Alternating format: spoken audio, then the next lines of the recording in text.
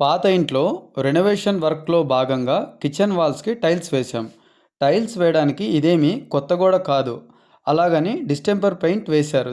దాన్ని అలాగే వేయచ్చని అడిసివ్ సిమెంట్తో వేస్తారు. మేమేం చేసామంటే కటింగ్ మిషన్తో మొత్తం ఇలా రఫ్గా పెయింట్ పోయేంత వరకు సిమెంట్ కనిపించేలాగా 3 ఫీట్ హైట్తో మొత్తం రఫ్గా లైన్స్ వేసాం.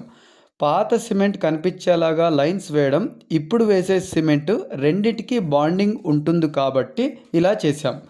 అడిసివ్ సిమెంటు మామూలు సిమెంట్ అయినా టైల్ లోపల డొల్ల ఉంటే ఏదైనా ఏ టైల్ అయినా సరే ఎప్పుడో ఒకసారి ఊడిపోతుంది. అలా ఊడిపోతుందనే మేము కొన్ని సంవత్సరాలుగా సుత్తితో టైల్స్ వేయకుండా టైల్ వైబ్రేటర్తోనే టైల్స్ ఇన్స్టాల్ చేస్తున్నాం. ఇలా వేయడం వల్ల టైలు ఎలాంటి ఎయిర్ బబుల్స్ ఉండవు లోపల. ఆ మరుసటి రోజు ఏ టైల్ అయినా సరే నాక్ చేస్తే ప్లెయిన్ గోడ ఎలాంటి సౌండ్ వస్తుందో టైల్ ఫిట్ చేసిన తర్వాత దాని మీద కూడా ఇలా సౌండ్ వస్తుంది. స్టవ్ పెట్టుకునే బండ మీద సిలిండర్ పైప్ రావడానికి హోల్ వేసాం. సిలిండర్ లోపల కాకుండా ప్లాట్ఫామ్ ముందు పెట్టుకొని వంట చేసే వాళ్లకు కింద ఉన్న సెల్ఫ్ బండ కూడా మిషన్తో కట్ చేసి 2 సిలిండర్ పెట్టుకునేంత గ్యాప్ ఇస్తూ చేసాం.